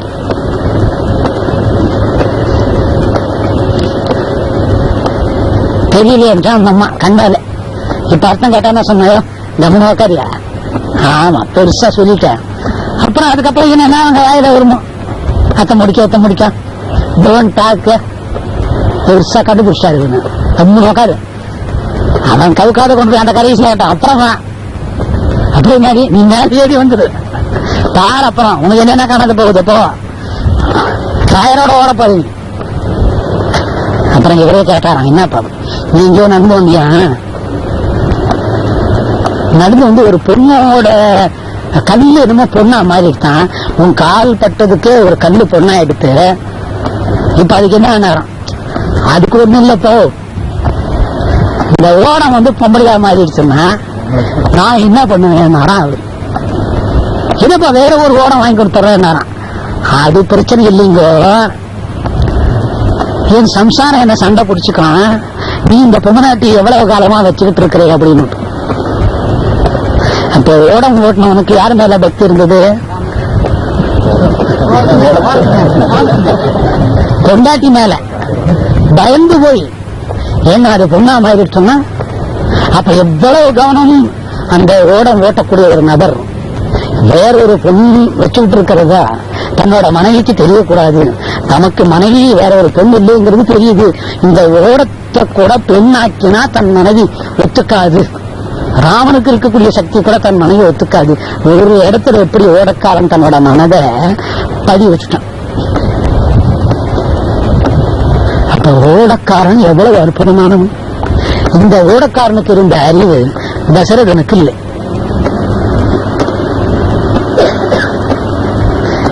இந்த ஓடக்காரனும் தன் மனைவிக்கு முதல் உரிமை கொடுத்திருந்தான். தசரதனும் தன் மனைவிக்கு முதல் இடத்தை கொடுத்திருந்தான். ரெண்டு பேரும் சித்தரிச்சது ஒரே ஆளுதான். யாரு? ராமனை. ராமனை ஒருத்தர் வந்து பக்தி சாரமா தெய்வீகமா உணர்ந்தார், இன்னொருத்தர் மகன் சாரமா உணர்ந்தார். மகன் சாரமா உணர்ந்து சொன்ன பிரகரணத்தினால சொன்ன ஸ்லோகத்தினாலே தசரதன் மாடன் இருந்தது. ஓவியத்தின் மூலியமா கண்ட படகோட்டி இப்படித்தான் ராமன் ஒருத்தர் விட்டாரு, ஸ்லோகமே சொல்லல. உருவத்தை தன் மனசுக்குள்ள நிக்க வச்சுட்டார். ராமா அப்படிங்கிறது ஸ்லோகமா இருந்தது. அப்ப என்ன கண்ணு திறந்தது? அவருக்கு நகைக்கரணம் திறந்தது. அதனால அவருக்கு என்ன ஆயிட்டாரு? நண்பன் ஆயிட்டாரு, உடன் பிறப்பா ஆயிட்டாரு. இப்ப கூட சொல்லுவாங்க உடன் பிறப்பு. இன்னைக்கு எவ்வளவு கலெக்ஷனு? உடன் பிறப்பேன்னு என்ன அர்த்தம்? எங்க எவ்வளவு வசூல் பண்ணு? அண்ணாத்தையா நாளைக்கு காலையில் கொண்டு வந்து கொட்டிடுறேன். உடன் பிறப்பாயிட்டார். இப்படியே பாருங்க, இந்த மந்திரமான ராமாங்கிறத வாயால கூட சொல்லல, புறத்துல உடல ராமான்ட்டு அகத்துக்குள்ள நினைச்சு ராமன் அப்படிங்கிறது ஒரு ஆள் வருகிறான், நம்ம ஓடத்துக்குள்ள வர்றான். அந்த ராமனை உணர்வதற்கு புறத்தில் இருக்கக்கூடிய கைகளை தன்னோட காலில் எழுந்திக்கிட்டார். தன்னோட கைகள்ல ராமனோட காலை ஏந்திக்கிட்டார். அந்த ஓடக்காரன் தன்னோட புறத்தில் இருக்கக்கூடிய கையில ராமன் அப்படிங்கிற தெய்வத்தோட காலை எடுத்துட்டார். என்ன வந்துருத்தார்? ஞானம் அப்படிங்கிறது வந்துருத்து. அடுத்தது கேட்டானாம், என்னோட படகில ஏறக்கூடிய தகுதியான ஆள் நீ தான். யார பார்த்து பாருங்க, தண்ணி தெரியும், படகு தெரியும், துடுக்க தெரியும். அடுத்த முறை திரும்பி பார்த்தாரான், செய்தியை ஒண்ணும் தெரியல. இதுக்கு என்ன அர்த்தம்னு கேட்டாரான். இங்க வர்றவங்க எல்லாம் 4 நாள் கொடுக்குறாங்க, நான் இந்த கரையில ஏற்றிக்கிட்டு அந்த கரையில கொண்டு போய் விட்டுறேன். தம்படி கொடுக்குறாங்க, இல்லையாராயாக்கு பால் கொடுக்குறாங்க, இல்ல ஒரு நெல் கொடுக்குறாங்க. நான் இதை செய்யறேன்.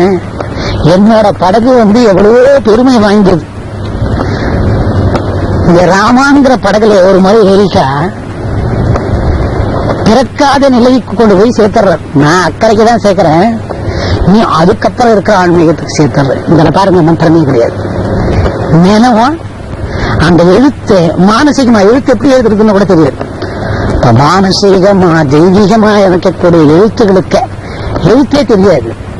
ராமான்னு சொன்னாங்க. அந்த மாதிரி தெய்வத்தோட ஸ்லோகத்தை பிரகரண செயல்களுக்கு மாற்றப்படுற போது என்னவாகுது? மந்திரம் மாந்திரிகமா மாறுது. அதே மாந்திரிகத்தை நவக்கிரணம் முடிக்கிற வண்ணம் பண்ணா மந்திரம் ஸ்லோகா ஜபம்.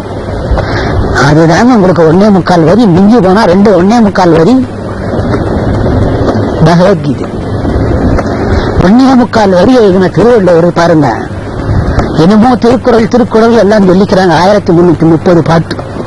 கரெக்டா ஒருத்தன் திருக்குறள் வாசிச்சான்னா எல்லாத்தையும் அவுத்து போட்டு போயிடுவான். அதை விட்டு கோமணம் கூட கட்டிக்க மாட்டானுங்க. எதை வாசிச்சா? திருக்குறள். ஒவ்வொரு அதிகாரத்துக்கு இத்தனை பாட்டுன்னு பிரிச்சு வச்சிருக்காரு. இந்த பாட்டை எங்க கத்துக்கணும்னு கேட்டாங்கன்னா, தாயோட கர்ப்பத்துல வாசி யோகம் பண்ணி கத்துக்கிட்டேன்னாலாம். தாயோட வாசி யோகம் கர்ப்பத்துல எப்படி பண்ணேன்னு கேட்டாங்களாம். கருவா விதையா இருக்கிற காலத்துல அந்த ஜலத்துல கத்துட்டேன்னா. இது அரங்கேற்றம் பண்ணலான்னு கேட்டாராம். எழுதிருத்தான் என் வேலை, அரங்கேற்றம் என்னோட வேலை இல்லை, அவன் அரங்கேற்றம் பண்ணிப்பானாராம். ஏன் 1.25 வரி எழுதினாராம். முதல் வரி புறம், 2வது வரி அகம். அகத்தை நிறைய சொல்லணுமேன்னு கேட்டாங்களாம். இல்லைங்க, புறத்தை நிறைய சொல்லியிருக்கிறேங்க, அகத்துல ஒரு பாதியை கட் பண்ணிட்டேன். 1.5 வரி 1.25 வரி. அகத்தை சொன்னா எடுத்த உடனே கேட்க மாட்டான். அதனால புறத்தை முதல் வரியில வச்சுட்டு அகத்தை 2வது வரியில வச்சேன். இது இலக்கணமாகவும் உங்களுக்கு வரும், இலக்கியமாகவும் வரும், நாகரீகமா கூட சொல்லலாம்.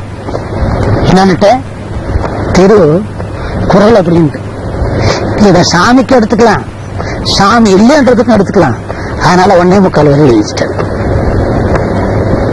1.25 வரியில முதல் வரி நமக்கு, 2வது வரி அந்த முதல் வரியோட கருத்திற்குள்ள இருக்கிற தெய்வீகம். தமிழ்ல கூட இந்த மாதிரி எழுதியிருக்கிறாங்க. ஒருத்தர் பாருங்க 4 அடியாருன்னு சொல்றாங்க. எத்தனை அடி? 80 வரி வச்ச 80 வரி எழுதினா படித்தானே? 1.5 வரிக்கு எழுதணும் போது அகரம் முதல்ல என்ன சொல்லும் போதே திங்கிட்டு இருப்பான் இல்லையா? தெய்வீகத்துல ஒரு பேரும் கொடுத்து எப்படி வந்தது? என் இக்க நான் முதல்ல எழுத்தா வைக்கிறது, என் காணாவ முதல்ல எழுத்தா வைக்கிறது, ஏன் வானாவில முதல் எழுத்தா வைக்கிறது, ஆனாவை கொண்டு வந்து போட்டாரு பாருங்க. அப்போ இந்த ஸ்லோகங்கள்லாம் மாந்திரிகமா மாற்றப்படும் போது அதனோட செயலுக்கு தகுந்த மாதிரி அதே தெய்வம் பலன் கொடுக்கும். உதாரணத்துக்கு அதே ஸ்லோகத்தை தான் சங்கராச்சாரியார் சொன்னாரு. காமாட்சி வந்தா அதே ஸ்லோகத்தை தான் பயலேவி சொன்னாரு, பைரவியா வந்தாங்க. அதே ஸ்லோகத்தை தான் காபாலி சொன்னா, காளியா வந்து கொண்டுட்டான். ஸ்லோகம் எது? வெறும் காளி காளின்னு சொல்லிட்டு இருந்தா கூட என்ன ஆயிடும்? காபாலியை தாண்டி பைரவரை தாண்டி நீ சங்கரரா ஆயிடும். ரொம்ப நேரம் ஸ்லோகத்தை படிக்க முடியாது. அதனால 2 எழுத்து ராம, அதனால 2 எழுத்து காளி. நாராயணான்னு சொன்னா மூச்சு நின்று போடுங்க, நமோ நாராயணன் சொன்னா அப்படியே நின்று போயிடுவான். அதனால ஒரே எழுத்து ஓ.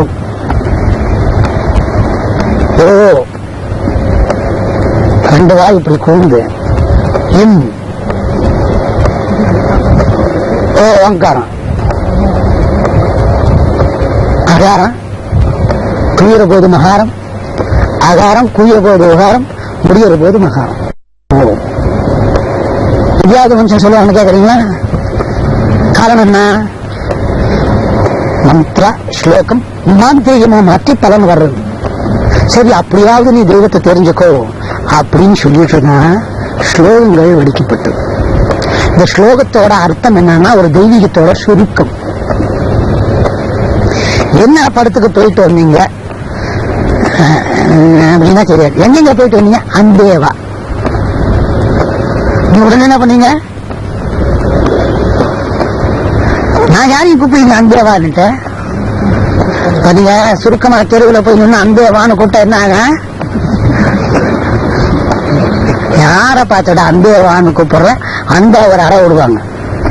நீங்க அதே அந்தேவா போன என்ன அர்த்தம்? ஒரு பாட்டுக்குள்ள அடைக்கிறாங்க. தெய்வீகத்தோட எல்லா சூழ்நிலைகளும் எங்க அடைக்கிறான்? ஒரு ஸ்லோகத்துக்குள்ள அடைக்கும். அந்த ஸ்லோகத்தை திரும்ப திரும்ப திரும்ப திரும்ப திரும்ப திரும்ப சொல்லிக்கிட்டே இருக்கணும். 108 அப்படியே டப்பா உரு என்னன்னு கேட்டா 1008. சிலர் கோயிலுக்கு வந்தா சொல்றான் பாரு மந்திரம், அதே வைப்பா. போன வாரம் என்னமோ சொன்னாங்க, என்ன கோயில் என்னமோ சொன்னான்னு சொன்னேன்.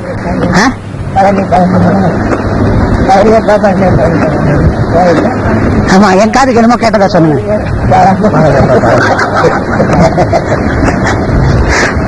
பயணப்பா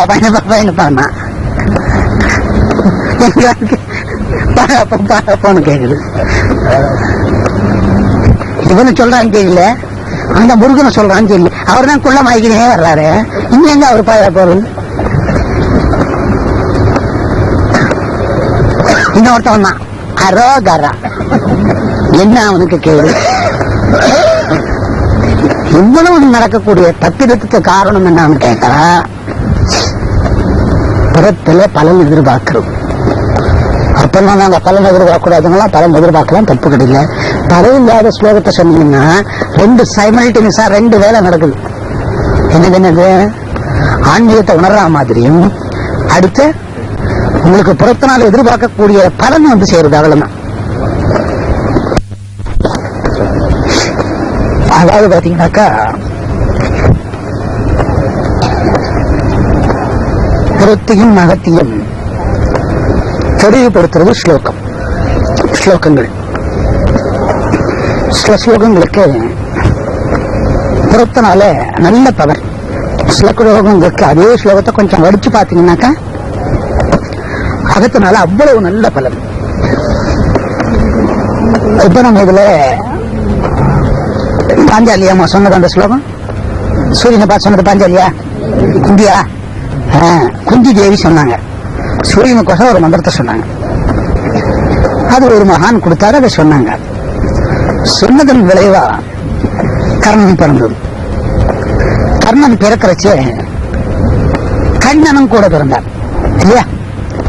இவங்கெல்லாம் ஒரு காலத்துல பிறந்தவங்க. வேறு வேறு தாய்க்கு பிறந்தவங்களா இருந்தாலும் ஒரு இடத்துல பகவானோட அவதாரம், இன்னொரு இடத்துல கர்ணனோட அவதாரம். ஒரு இடத்துல பகவானோட அவதாரம், ஒரு இடத்துல கர்ணனோட அவதாரம். அது புறத்தினால நிகழ்ந்த செயல். அந்த கர்ணனோட பிறப்பன்னைக்கு மகாபாரத யுத்தம் வருங்கிறது தீர்மானம் ஆயிடுது. இதோட ஒரு அற்புதமான விஷயம் என்னன்னு கேட்டா, கண்ணனை காட்டிலும் கர்ணன் தர்மத்துக்கு மகத்துவம் இருந்தது. யாரோட ஒப்பிட்டு பார்க்கலாம்? கண்ணனோட ஒப்பிட்டு பார்க்கலாம். தெய்வீகமா இருந்தா கூட கர்ணனோட தர்மம்னா மகாபாரத காவியத்துல சொல்லப்படுறது. நம்ம மந்திரத்துக்குள்ள சக்தி என்ன? புறத்துல தெரியாம சொன்ன ஒரு மந்திரத்துக்கு என்ன மாதிரி ஒரு பவர். அந்த பிறந்த குழந்தை என்னவா இருந்தது? தர்மவானா இருந்தது. வாஸ்தவம் தாங்க. அது யார் யாருக்கு தர்மம் பண்ணிருக்கு பாருங்க. சாகர வரைக்கும் எல்லாருக்கும் தர்மம் பண்ணதில்லாது கிருஷ்ணனுக்கு கூட தான் தர்மம் பண்ற மாதிரி ஒரு சந்தர்ப்பத்தை உண்டாக்கி கொடுத்தது அந்த ஸ்லோகம். அந்த ஸ்லோகம் யார் சொன்னாங்க? குந்தியம்மா சொன்னாங்க. யார் வந்து கை வந்தனு? கண்ணன் வந்து கர்ணன் இடத்துல என்ன வேணும்னு கேட்டாரு. உன்னோட தர்மத்தோட பலன் கொடுன்னு கேட்கறது. அன்னைக்கு சொன்ன குந்தியோட மந்திரத்துக்குள்ள என்ன இருந்தது? என்ன இருந்தது? அவ்வளவு மகாசக்தி இருந்தது. ஒரு மகாபாரத யுத்தத்தையே நடத்தி வைக்கிறதுக்குண்டான எவ்வளவு பேர் அவதாரங்கள் நிகழக்கூடிய அளவுக்கு அந்த மந்திரத்துல சக்தி.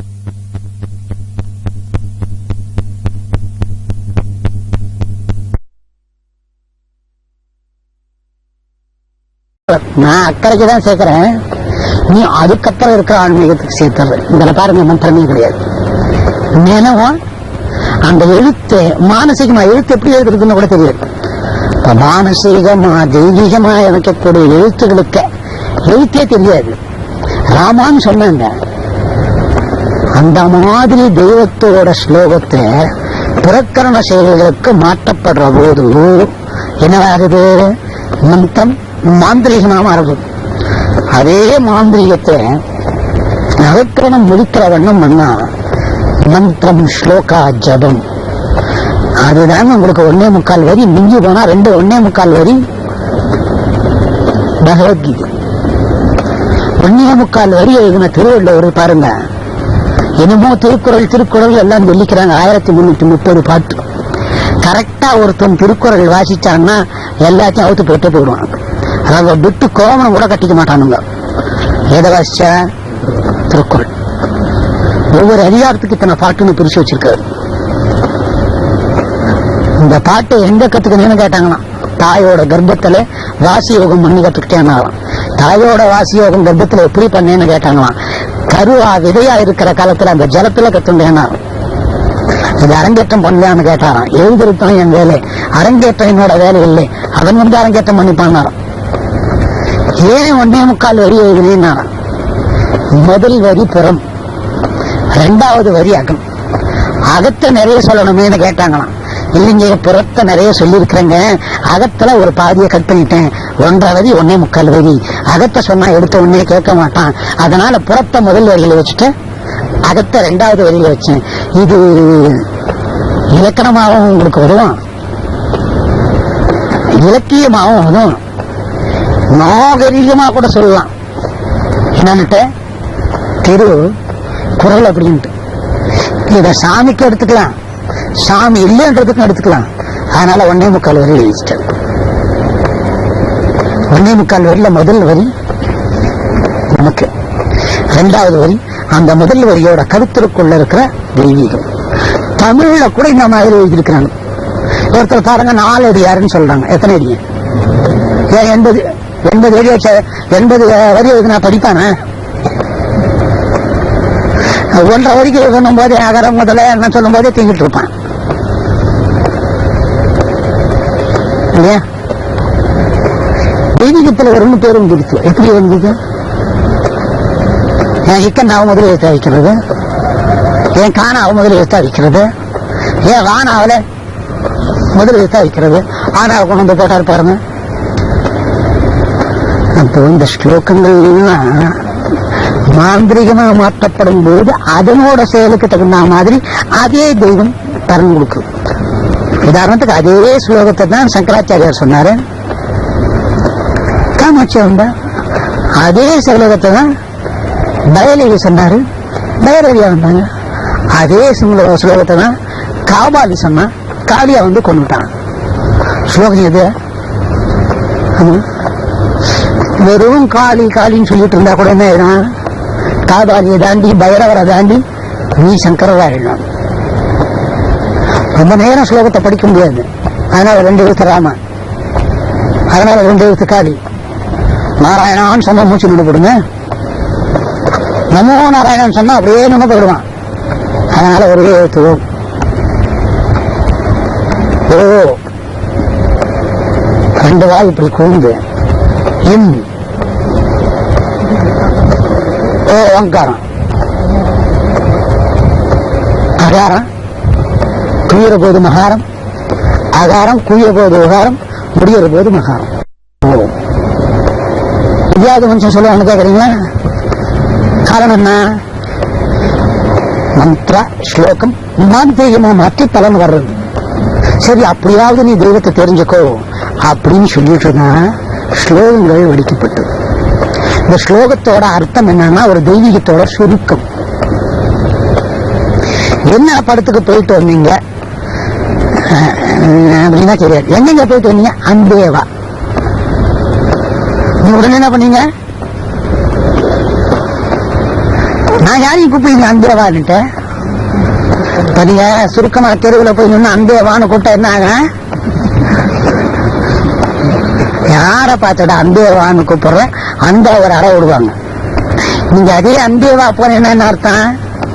ஒரு பாட்டுக்குள்ள அடைக்கிறாங்க. தெய்வீகத்தோட எல்லா சூழ்நிலைகளும் எங்க அடைக்கிறான்? ஒரு ஸ்லோகத்துக்குள்ள அடைக்கும். அந்த ஸ்லோகத்தை திரும்ப திரும்ப திரும்ப திரும்ப திரும்ப திரும்ப சொல்லிக்கிட்டே இருக்கணும். 98 அப்படியே டப்பா உரு என்னன்னு கேட்டா 1008. சிலர் கோயிலுக்கு வந்தா சொல்றான் பாரு மந்திரம், அதே வைப்பா. போன வாரம் என்னமோ சொன்னாங்க, என்ன கோயில் என்னமோ சொன்னான்னு சொன்னேன்.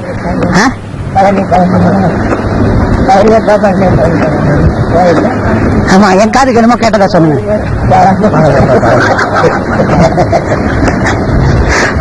பயங்கப்பா பயங்கப்பா பயங்கப்பாண்ணா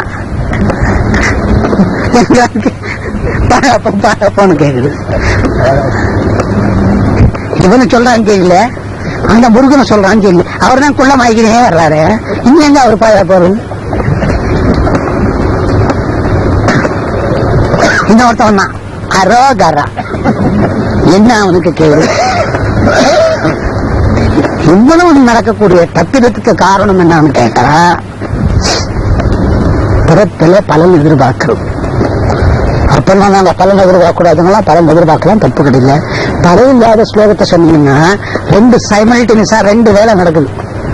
என்னது? ஆன்மீகத்தை உணர்ற மாதிரியும் அடுத்து உங்களுக்கு பிறத்தனால் எதிர்பார்க்கக்கூடிய பலன் வந்து சேருது. அவ்வளவுதான். அதாவது பாத்தீங்கன்னாக்கா, புறத்தையும் அகத்தையும் தெளிவுபடுத்துறது ஸ்லோகம். ஸ்லோகங்கள் சில ஸ்லோகங்களுக்கு புறத்தினால நல்ல பவர். சில ஸ்லோகங்களுக்கு அதே ஸ்லோகத்தை கொஞ்சம் வடிச்சு பாத்தீங்கன்னாக்கா அகத்தினால அவ்வளவு நல்ல பலன். இப்ப நம்ம இதுல பாஞ்சாலியாமா சொன்னது அந்த ஸ்லோகம், சூரியனை பார்த்து சொன்னது பாஞ்சாலியா குந்தியா? குந்தி தேவி சொன்னாங்க. சூரியனுக்கோசம் ஒரு மந்திரத்தை சொன்னாங்க. அது ஒரு மகான் கொடுத்தாரு, அதை சொன்னாங்க. சொன்னதன் விளைவா கர்ணன் பிறந்தது. கர்ணன் பிறக்கிறச்சே கண்ணனும் கூட பிறந்தார் இல்லையா? இவங்கெல்லாம் ஒரு காலத்துல பிறந்தவங்க. வேறு வேறு தாய்க்கு பிறந்தவங்களா இருந்தாலும் ஒரு இடத்துல பகவானோட அவதாரம், இன்னொரு இடத்துல கர்ணனோட அவதாரம். ஒரு இடத்துல பகவானோட அவதாரம், ஒரு இடத்துல கர்ணனோட அவதாரம். அது புறத்தினால நிகழ்ந்து செயல். அந்த கர்ணனோட பிறப்பன்னைக்கு மகாபாரத யுத்தம் வருங்கிறது தீர்மானம் ஆயிடுச்சு. இதோட ஒரு அற்புதமான விஷயம் என்னன்னு கேட்டா, கண்ணனை காட்டிலும் கர்ணன் தர்மத்துக்கு மகத்துவம் இருந்தது. யாரோட ஒப்பிட்டு பார்க்கறோம்? கண்ணனோட ஒப்பிட்டு பார்க்கறோம். தெய்வீகமா இருந்தா கூட கர்ணனோட தர்மம்னா மகாபாரத காவியத்துல சொல்லப்படுறது. தன்னை மந்திரத்துக்குள்ள சக்தி என்ன? புறத்துல தெரியாம சொன்ன ஒரு மந்திரத்துக்கு என்ன மாதிரி ஒரு பவர். அந்த பிறந்த குழந்தை என்னவா இருந்தது? தர்மவானா இருந்தது. வாஸ்தவம் தாங்க. அது யார் யாருக்கு தர்மம் பண்ணிருக்கு பாருங்க. சாகரவருக்கு எல்லாருக்கும் தர்மம் பண்ணும். அது கிருஷ்ணனுக்கு கூட தான் தர்மம் பண்ற மாதிரி ஒரு சந்தர்ப்பத்தை உண்டாக்கி கொடுத்தது அந்த ஸ்லோகம். அந்த ஸ்லோகம் யார் சொன்னாங்க? குந்தியம்மா சொன்னாங்க. யார் வந்து கை வந்தது? கண்ணன் வந்து கர்ணன் இடத்துல என்ன வேணும்னு கேட்டாரு. உன்னோட தர்மத்தோட பலன் கொடுன்னு கேட்கிறார். அன்னைக்கு சொன்ன குந்தியோட மந்திரத்துக்குள்ள என்ன இருந்தது? என்ன இருந்தது? அவ்வளவு மகாசக்தி இருக்கு. ஒரு மகாபாரத யுத்தத்தையே நடத்தி வைக்கிறதுக்குண்டான எவ்வளவு பேர் அவதாரங்கள் நிகழக்கூடிய அளவுக்கு அந்த மந்திரத்துல சக்தி.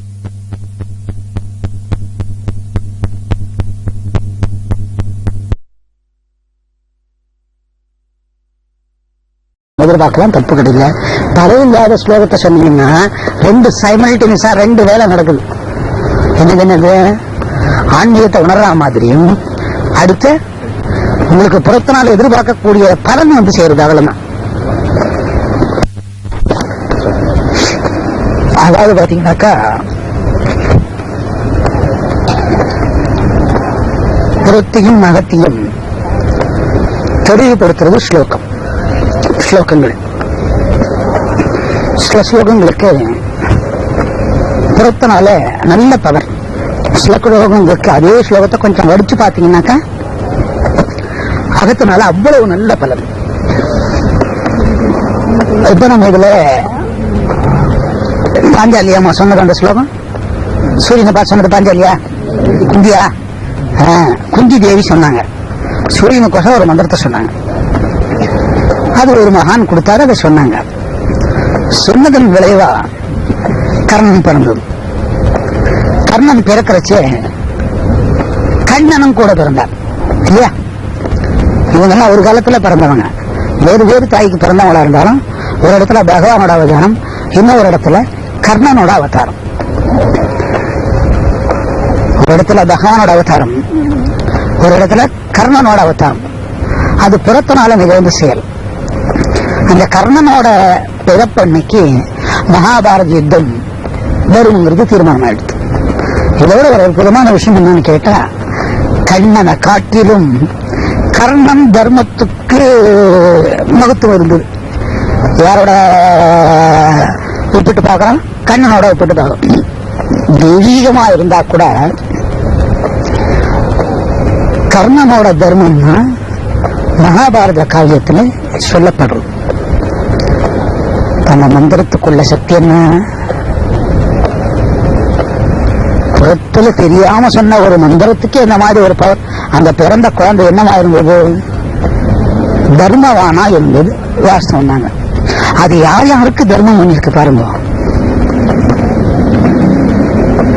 சாகர வரைக்கும் எல்லாருக்கும் தர்மம் பண்ணும் இல்லாது கிருஷ்ணனுக்கு கூட தான் தர்மம் பண்ற மாதிரி ஒரு சந்தர்ப்பத்தை உண்டாக்கி கொடுத்தது அந்த ஸ்லோகம். அந்த ஸ்லோகம் யார் சொன்னாங்க? குந்தியம்மா சொன்னாங்க. யார் வந்து கை வந்தனு?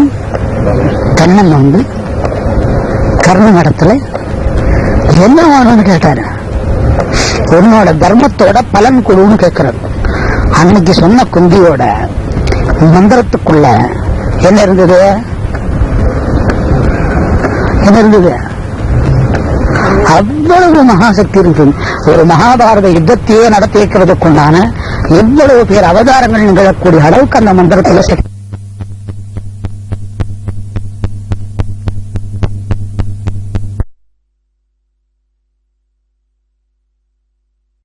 ஒரு மந்திரத்துக்கு இந்த மாதிரி ஒரு பவர். அந்த பிறந்த குழந்தை என்னவா இருந்தது? தர்மவானா இருந்தது. வாஸ்தவம் தாங்க. அது யார் யாருக்கு தர்மம் பண்ணிருக்கு பாருங்க. சாகர வரைக்கும் எல்லாருக்கும் தர்மம் பண்ணும் இல்லாது கிருஷ்ணனுக்கு கூட தான் தர்மம் பண்ற மாதிரி ஒரு சந்தர்ப்பத்தை உண்டாக்கி கொடுத்தது அந்த ஸ்லோகம். அந்த ஸ்லோகம் யார் சொன்னாங்க? குந்தியம்மா சொன்னாங்க. யார் வந்து கை வந்தனு? கண்ணன் வந்து கர்ணன் இடத்துல என்ன வேணும்னு கேட்டாரு. உன்னோட தர்மத்தோட பலன் கொடுன்னு கேட்கிறார். அன்னைக்கு சொன்ன குந்தியோட மந்திரத்துக்குள்ள என்ன இருந்தது? என்ன இருந்தது? அவ்வளவு மகாசக்தி இருந்தது. ஒரு மகாபாரத யுத்தத்தையே நடத்தி வைக்கிறதுக்குண்டான எவ்வளவு பேர் அவதாரங்கள் நிகழக்கூடிய அளவுக்கு அந்த மந்திரத்துல சக்தி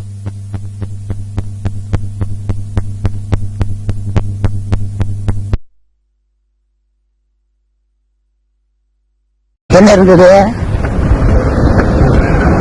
என்ன இருந்தது? அவ்வளவு மகாசக்தி இருந்தது. ஒரு மகாபாரத யுத்தத்தையே நடத்தி வைக்கிறதுக்குண்டான எவ்வளவு பேர் அவதாரங்கள் நிகழக்கூடிய அளவுக்கு அந்த மந்திரத்துல சக்தி